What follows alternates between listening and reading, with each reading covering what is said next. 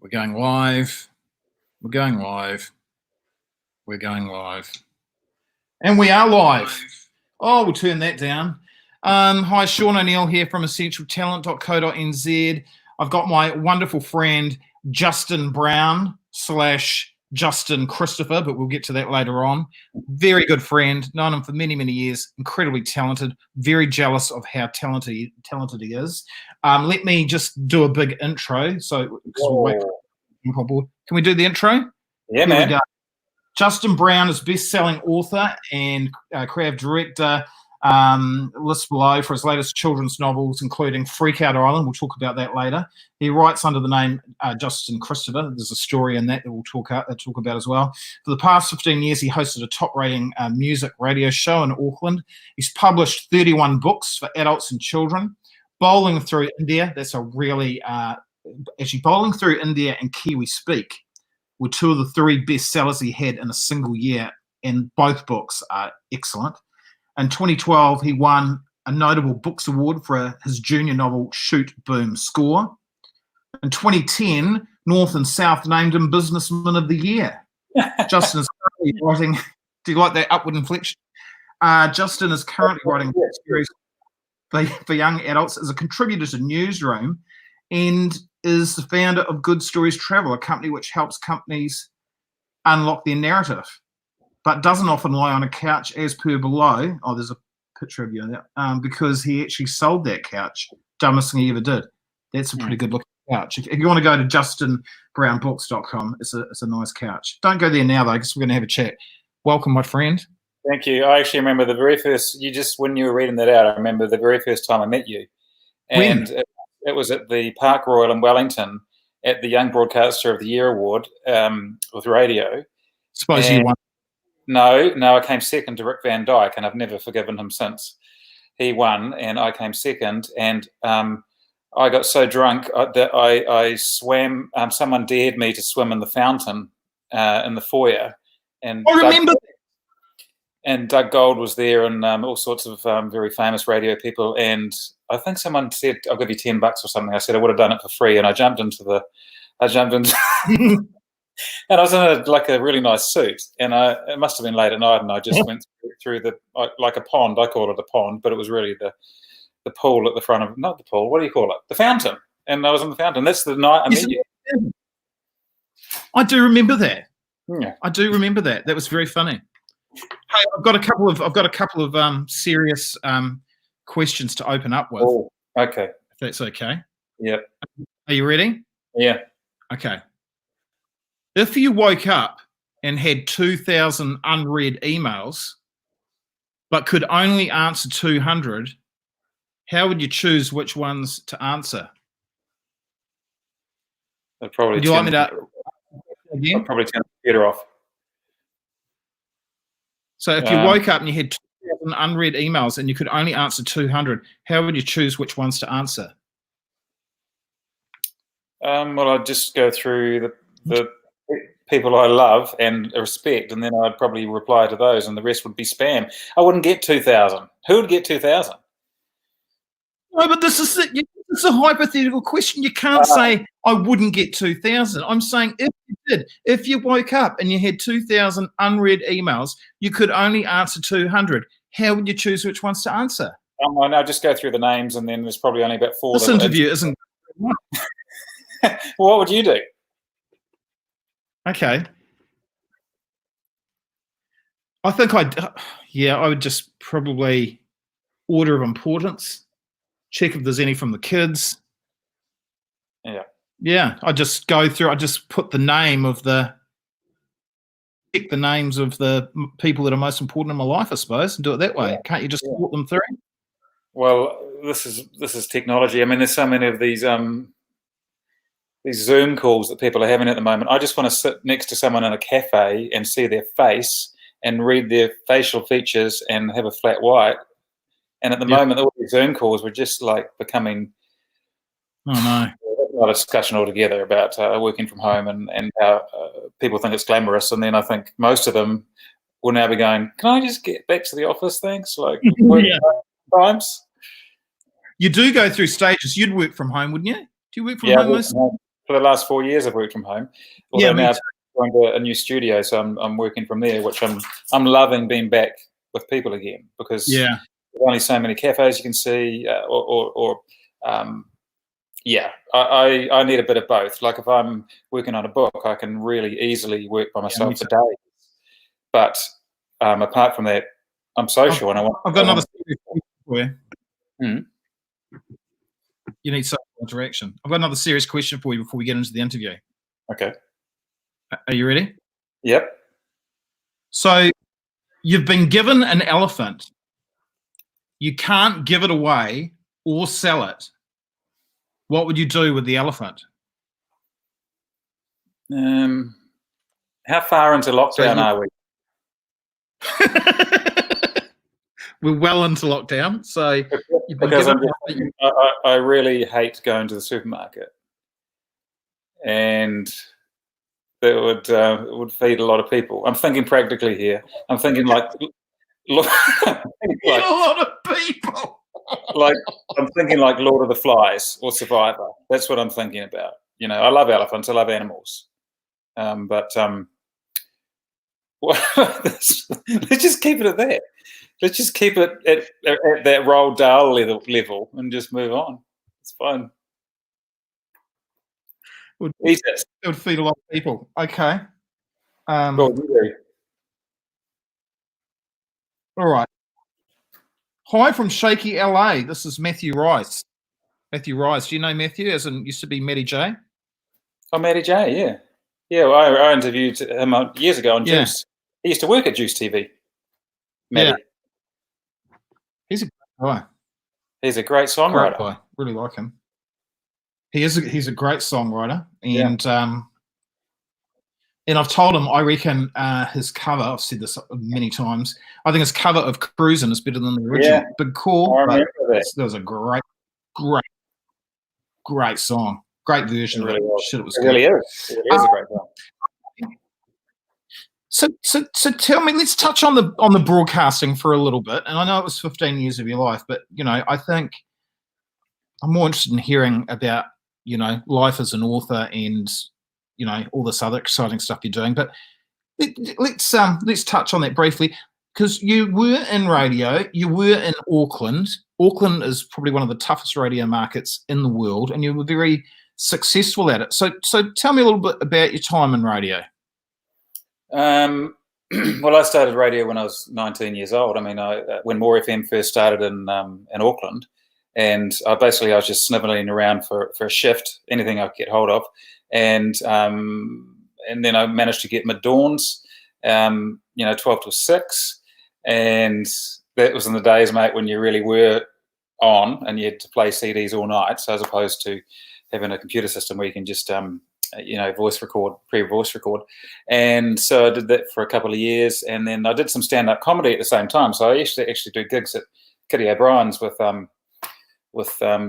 Jeremy Corman and Brendan Lovegrove and all those guys, and then decided to go overseas. So when I was about 23, I went across to England, thinking I could just get a job straight away in radio there, and it was very tough. But then I ended up working in Swindon, of all places, which people take the piss out of Swindon, but it was actually quite a big market. It was like 700,000 listened to our morning show in Wiltshire.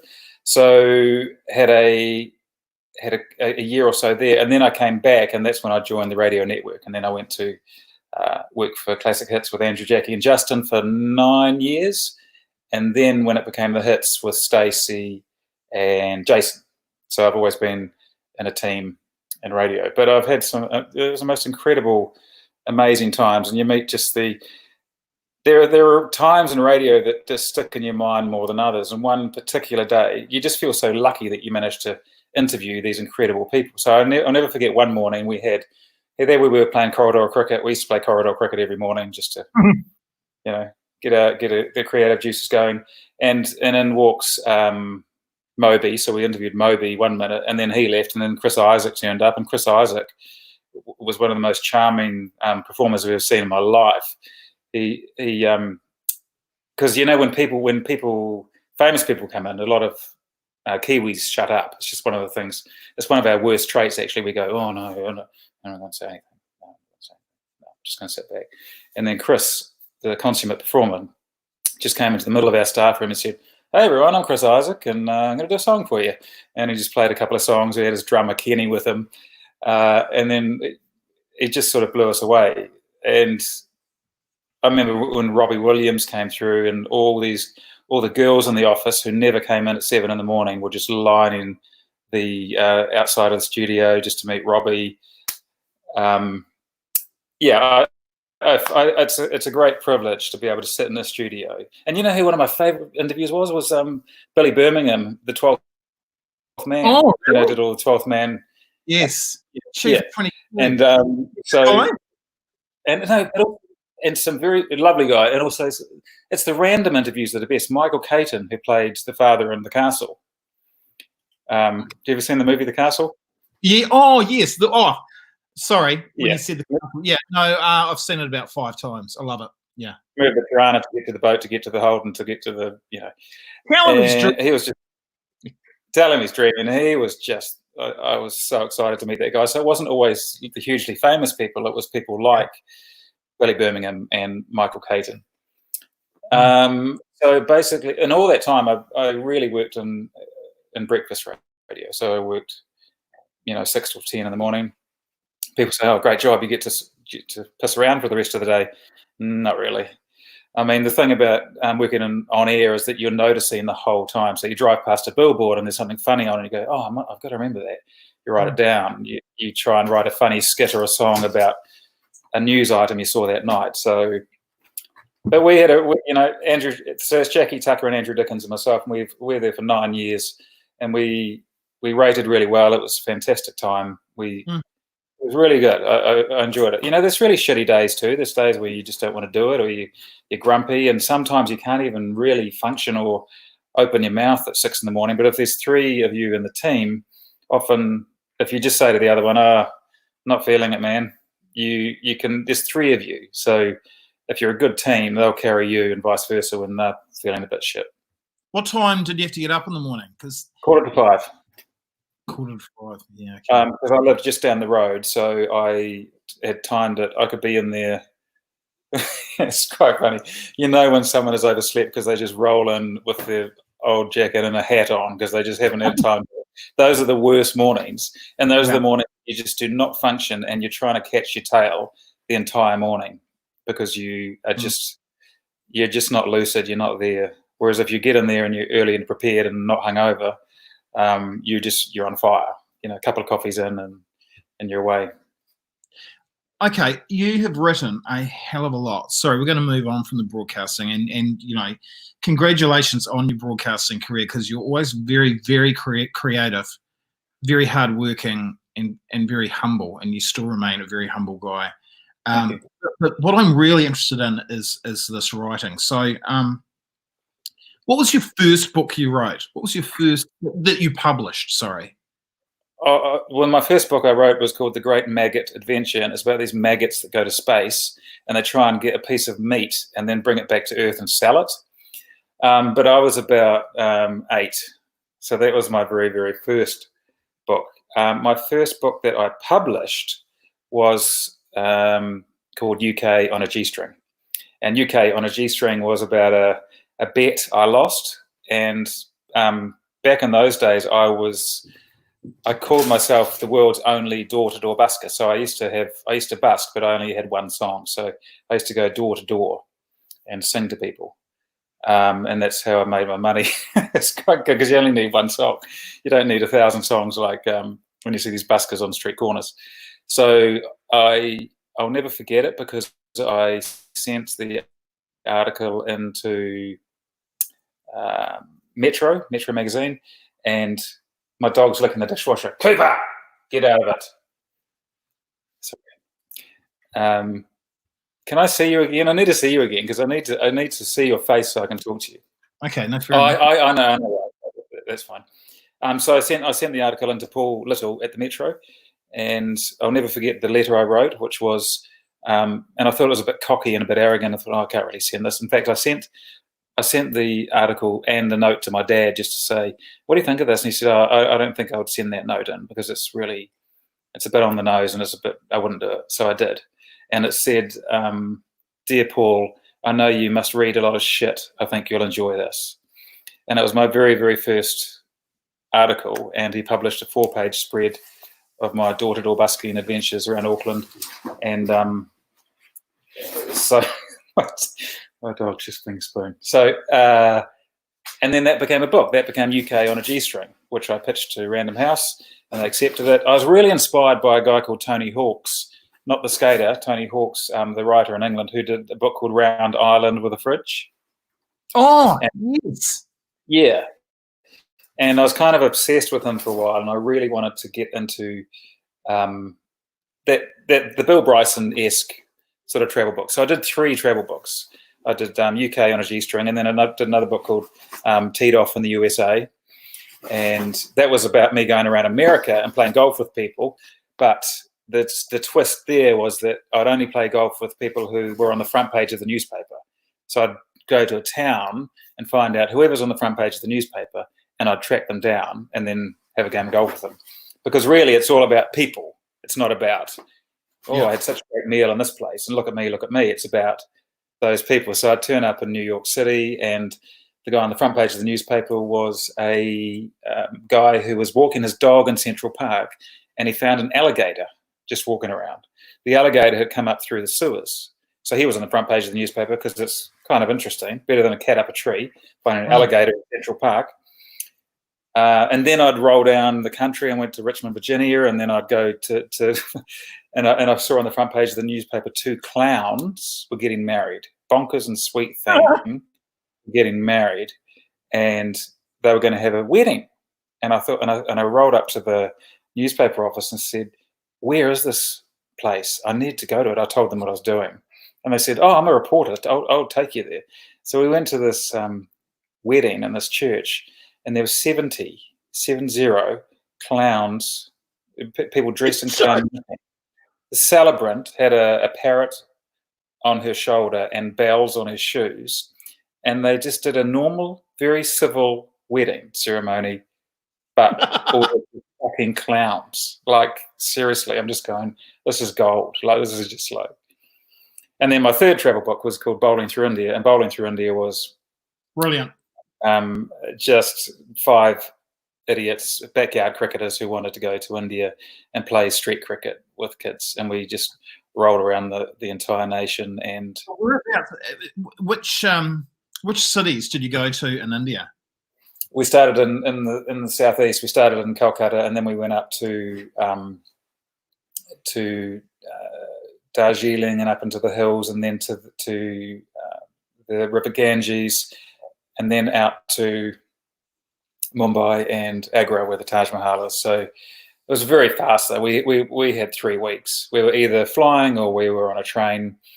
But my very good friend John Bowden, who started Dressmart in Auckland, he basically paid for it, and he was just such a decent guy. And he's now moved to Reefton. He's now the unofficial mayor of Reefton. So if you ever see him on the news sometimes, the reason I met John is because I was watching the news one day, and he had the world record for going to the most amount of countries in the least amount of days. He went to 190 countries in 160 days. And he was on the news, and I thought, this guy's got money. I'm going to go and see this guy. So I took him out for a beer in Parnell, and we've been mates ever since. And yeah, he was basically like the kingpin on Bowling Through India. And we just had, can you imagine 5 guys in a van talking shit, driving around India, going to 5-star hotels and playing street cricket? That's basically what we did. How many games of cricket did you have? Oh, we had quite a few games of cricket. And the thing about the cricket is that the kids were so competitive. And can you imagine, though, 5 idiots rolling up in a white van, and we had white vests on. We were dressed as cricketers. And we had a scorebook, and these kids just looked at us like we were aliens because they're going. Absolutely. What year was this? Was 2008. 2008, and they must have been going, "What's happening? Well, who are these people?" And we'd say, "Right, we're here to play a game of cricket," and we'd be away.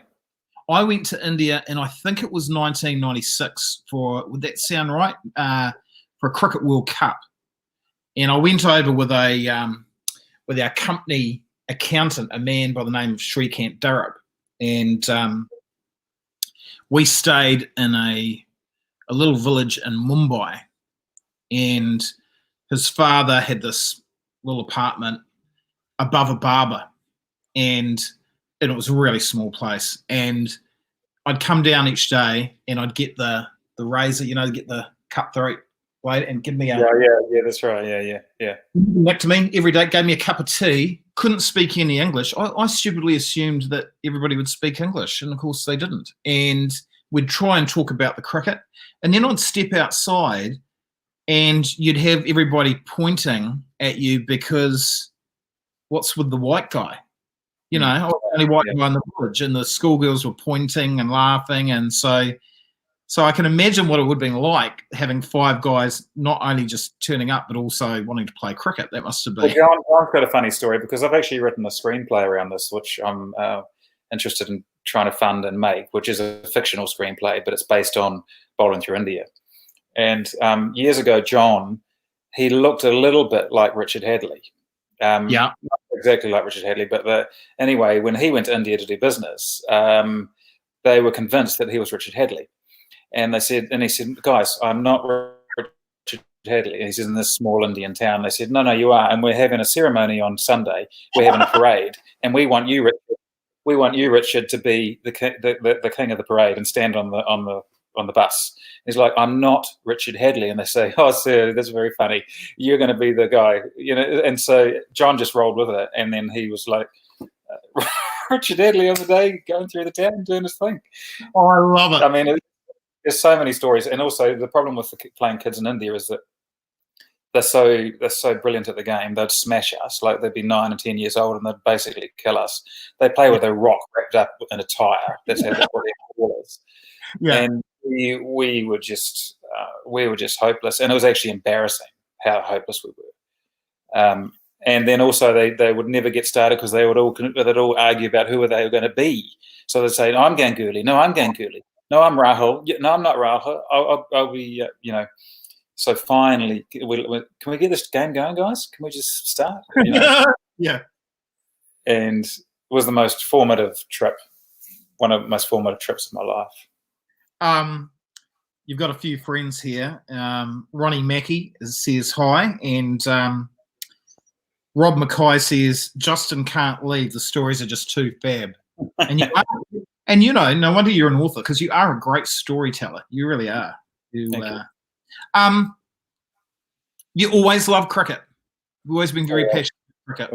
Always loved cricket. I mean, I just remember the day I walked into the Basin Reserve and Richard Hadlee was standing there by the white picket fence signing autographs. I could touch him. I could put my hand out. And this is a guy that's on my walls at home when I was a kid. And that's the amazing thing about New Zealand. You can just walk up and your hero is standing there, Yeah. And it was just, I've always loved it. And I miss it. And then so just before the lockdown happened, I was watching that game between the Black Caps and the Australians at the SCG, and there was no one in the crowd, and it made me realise they're nothing without fans. Absolutely. And every 10 minutes, a 747 flew over the SCG because you could hear it. And I'm going, I never knew planes flew over the SCG. I've never heard a plane fly over the SCG when the crowd's in full noise. Hey, but what you said is very true, and this is what I do love about New Zealand. As someone said to me the other day, they said, how do you get all these people on your books? And I said, well, it's New Zealand. It's population 5 million. We're like a small city in the world. You get to work with someone, and if you do an okay job, there's a chance that you can speak to someone else, and people you can. Sorry? I used to think that it was like a bit of a joke or a piss take when you say, oh, yeah, that's John. When you're in London, someone might say, oh, do you know Sean? And you're like, oh, whatever. And they go, they'll go, oh, yeah, I do. I do actually know him. It happens all the time. Yeah, I know. Because do you know who I met? Go back to the cricket. And Rob just said, "Oh my God, Sean Shrikant was a cricket maniac. You would have loved India with him." Yeah, I did. Shrikant was one of my best friends. He was about 10 years older than me. We went round to the Cricket World Cup. Fantastic guy. But getting back to cricket and how small New Zealand was, a few weeks ago, and I'm Facebook friends with him, and he's probably Facebook friends with every guy and gal in New Zealand. I said to Ian Smith, I said, "Oh, I see you're going to be in Hamilton. Do you want to catch up for a coffee?" And he said, "Yeah, love to." So we caught up I didn't know him from Barra Soap, never met him before in my life. Sat down, had coffee with me, offered to buy me breakfast. I said, "Oh no, mate, I'm fine." And I said, can I ask you a few questions about cricket? And he said, "Yeah, go for it." And we talked about cricket for 40 minutes. About, you know, one of the highlights of my life was before Martin Crowe died. My mate knew him, and then so he said, because Martin was trying to have that comeback. You know, he wanted to play for, was it Pakuranga or Papakura? Yeah. Because he wanted to get his 20,000th run in first-class cricket. And he was just warming up again, you know, and wanting to get back into it. So my mate said, do you want to come out and bowl to him? I went, really? Yeah. And so we went out to Papakura and got into the nets, and there he was. I've met Martin a few times before that. And Ish Sodhi was there, Ish, just when he was really warming up to before he played for New Zealand. And I just bowled absolute pies at Martin. You should have seen them, and they were just complete shit. And he's, you know, and I'll never forget him saying, "Pitch it up, Brownie, pitch it up. Let's go, pitch it up." And I got him once. I got a nick out of him once, but I would have been bowling to him for an hour. And I'll never forget his pull shot. And that the pies I was bowling him, it was basically, it was like he was on telly in the 80s and 90s. I mean, I was just watching the master, you know, just going, wow. It was just magic. Who's your favourite international cricket? Can't be a Kiwi. International cricket of all time? Oh my God, that's a difficult question. Well, one in the top three. But it's really people you remember from your childhood. Dean Jones, I always liked, because he really, really annoyed us, and that's what I liked about him. How about when Curtly Ambrose told Curtly Ambrose to take off the wristband? Do you remember that? Yeah. That was so good. It was classic. It would have to be Hadley. And maybe a West Indian, because I was obsessed with the West Indians, probably Viv Richards, I'd say. Yeah, there's a great documentary about Viv Richards, which played on Māori TV a few years ago. It was bloody brilliant. Do you know who one of my favourite cricketers of all time is? And I'm desperately trying to get an interview with him. Is Shane Warne. I think he was just, and I know that, you know, arch enemy, but I love everything about that guy. I thought he was just fantastic. I love just brilliant. Hey, let's get back. Yeah. We'll get off cricket. Yeah, let's get off cricket. So let's tell it. So, bit more about the writing. Tell us more about some of the other books that you've written. So there are really people that you have to thank when you are successful in a career, and that one of those is Joy Cowley. And Joy Cowley is one of the biggest legends in this country. So I just called her out of the blue with a whole lot of stories, and half of them were half-baked, and I was just learning. And she wrote back and said, "Yeah, I can see this one. Don't continue with this one. This one's really good."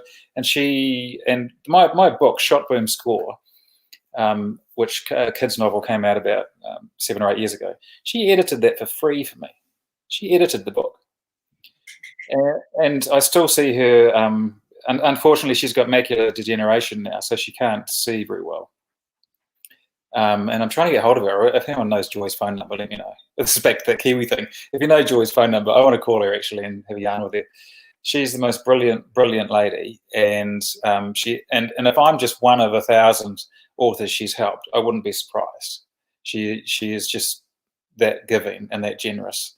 And also, the great thing about her is she doesn't suffer fools. So if you don't listen to her or read what she's sent you, I don't think she should be in touch with you again. You've just got to be on your game and appreciate the advice and take it. So she really helped me on the way, and we did a whole series for schools, which is those books are still in schools. around Canada, New Zealand, and Australia.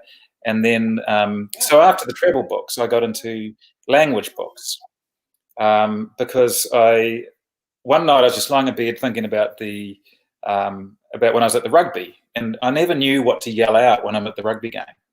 You know, like people say, you know, support, where's the support, or you know, whatever it is. And I go, oh, I've got nothing to yell out. I feel a bit useless. I need some things to yell out. So I wrote to my mates and said, what do you yell out when you're at the rugby? And they gave me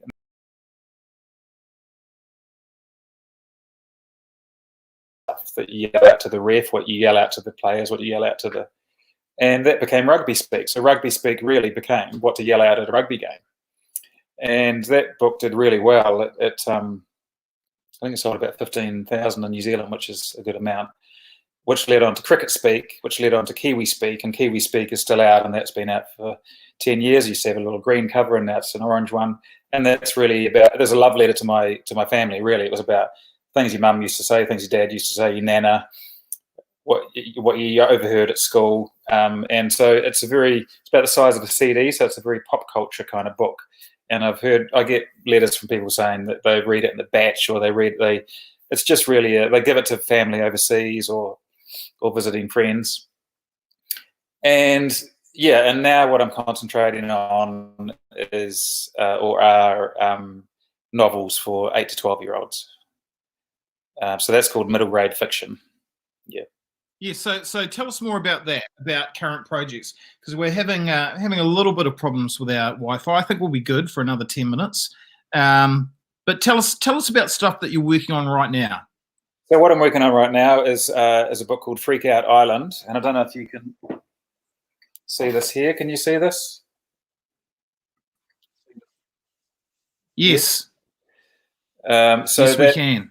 That's my current novel, and that is available on Amazon for about $3. So it's going to cost you about $3, and it's for 8 to 12-year-olds, and it's about, you know, all those things that your parents used to tell you, like if you pick your nose, your brain will fall out, or if the wind changes, you'll stay like that, or if you swallow too much chewing gum, you'll blow a bubble out your bum, all that sort of stuff. You know, those bribes. No. You don't? Didn't your parents ever tell you that sort of stuff? No. Yeah, go on. Mate. The kids in the book have do those things, and they're sent to an island called Freak Out Island where all of those things come true. So it's horrific. The boy has got a bubble grown out of his bum, and the girl who chewed her hair has got a bird's nest grown out of her head with real birds in it, and the villains trap them there, and the boy has to save Leo, the main character with the balloon hanging out of his bum. He has to save the day and get everyone home. So that's Freak Out Island, and I had it edited by David Walliams' editor in London because I wanted to get a really good editor. Editors are the other thing that authors have to thank, and I have to thank. Editors are incredible. You get the right editor, they're amazing. So that's available on Amazon, and that's under my new pen name, Justin Christopher. Which, okay, so what's this all about? Why after writing 30+ books, do you all of a sudden change your... Well, this is very specific. So what the books I'm writing now, so as you can hear, like my books have gone from language books to travel books to some kids books. And so under my new name, Justin Christopher, my pen name, they'll be very, very targeted for 8 to 12-year-olds. And I want to grow, my base around purely for 8 to 12-year-olds. And I've got 4 books in the shed that are ready to go online, and it's great at the moment to put them online because kids are stuck at home and they might want to read it on the iPad or their phone, but they can't get to a bookstore. So, and that's why I'm making it really cheap. I just want them to be able to read it. I just want them to see these books. But there's a funny way that I got my name Justin Christopher because I was, Lee Child, the novelist. Yes, no, yes, I do. Very, very famous. I was doing an event with, you will know Lee Child. He's along with J.K. Rowling, and he would be the top-selling author in the world. And I was doing an event with Lee Child at the Ellerslie Racecourse. I was emceeing an event, and we were in the green room together. And he said to me, so tell us about your books. And I told him about my books. And then he said, so have you written any fiction? And I said, no, I haven't really. I've sort of chickened out of fiction a bit. I haven't really written a lot of fiction. He said, oh, okay, well, you should write some fiction. And what's your surname? And I told him, and he said, yeah, that's Dan Brown with Da Vinci Code. And there's a lot of Browns around. And he said, so what's your middle name? And I said, Christopher. And he went, that sounds good. So that's what it is. Wow. Awesome. Yeah. So it's really what other projects? I'm working on I'm writing for some TV shows that I can probably tell you if we talk again in about 2 months. Okay. And I also run Good Stories Travel, which is I help brands tell their story more effectively. So I have some clients in that realm too. So it's very creative, busy life. But as anyone knows, so can you make a living now of just purely these?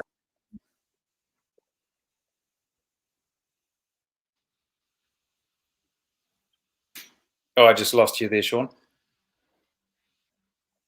Yeah, sorry. I was just going to say, so we probably need to wrap it up because I think there must be a lot of people on the internet must be causing problems. But it's a shame. It's got a lot of cool people tuning in, wanting to hear from you. But can you make a living now as an author, or do you need these other things to supplement your income? No, I'm not going to say that you can. I mean, you need multiple streams, and you just need to be creative. And I've only got one mantra: be a good bastard and do good work. And work comes in.